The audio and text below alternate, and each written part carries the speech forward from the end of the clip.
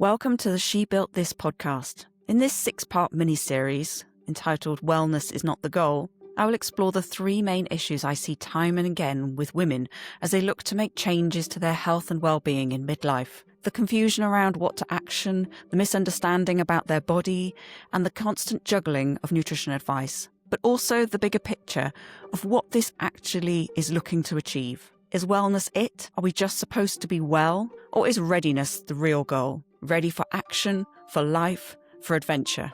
Come with me as we explore this topic in detail. Welcome to this next episode. I want to talk today about the body holds the score. And maybe right now yours says match point.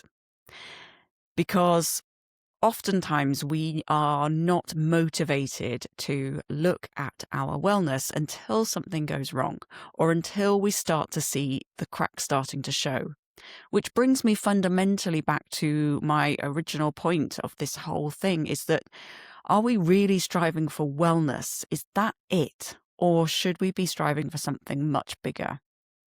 And so the body will let you know when it's not working well, and it can take quite a long time for that to come to the surface, or for us to notice it, at least, if we're not particularly in tune with our body. And so then when we start to go, okay, I nearly need to do something about this, sometimes that's not the time, like maybe it was 10 years ago that we should have been doing something about it. But we are where we are, right? And so working with what we've got, but also understanding that these changes are going to take time. And that actually, I think one of the big misconceptions around our bodies is that it happens quickly. Because everything happens quickly for us now. And we expect this huge instant gratification for any small amount of work that we put in. Where the truth is that you look around and you look at the people that you're perhaps trying to emulate, or the people that you're thinking, oh, I'd love to be able to have a body like that, or I'd love to have their life, or whatever. The chances are that has taken a very, very long time. Muscle takes a huge amount of time to grow. I wish that wasn't true, but it does.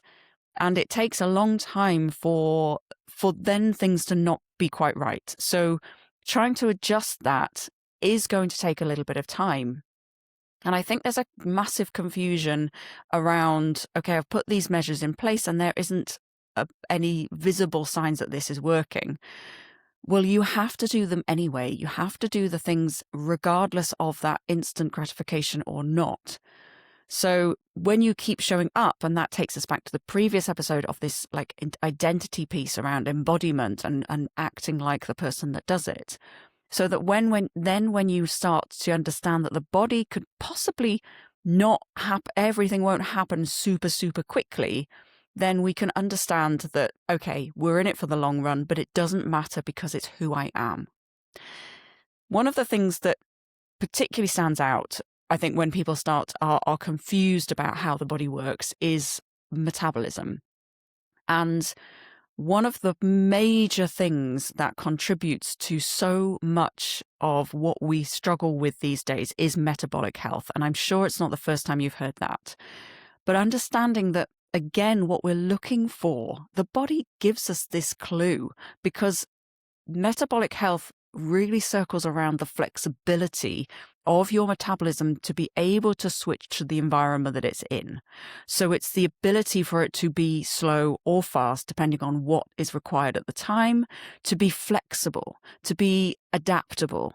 We are incredible at adapting to our environment when we have the system that will do it for us. So it's like it's preparing us, like it knows that wellness is not the goal.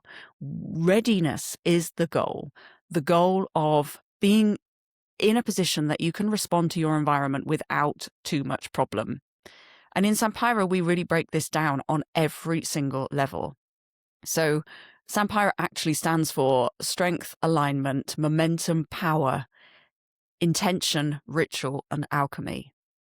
And so it's understanding that actually when you break all of those things down, you are looking at the body through all of those lenses. And so we can unpick the layers that are causing the confusion, really, of, okay, well, why I'm doing this stuff and this isn't working for me? Why is it not working for me? And I think that's one of the things that why people give up on things quite quickly, because they don't understand the nuance, the depth, the incredible ability of the body to just get on with the job. It's so good. It's so good. It adapts so well that we don't notice it for so long. In the next episode, I'm really going to drill down into how we lean into this and how we really make sure that you are giving the body everything that it needs so that it can do its job really, really well. So join me in this next episode when I promise not to give you such a hard time about instant gratification. But really the take home from this episode is that it takes time. You need to do it regardless. Hence the reason why the identity piece is so important in the first instance. And that remembering that it is taken a while for perhaps something to come to the surface. And so it's going to take a while for it to unpick. And I will also say that the body is quite magical. And so sometimes your symptoms are relieved so quickly by doing actually very, very small amounts. But what we want to unpick and the readiness that we want to develop is going to take a little while. So join me on the next episode where we can dig into this a little bit deeper.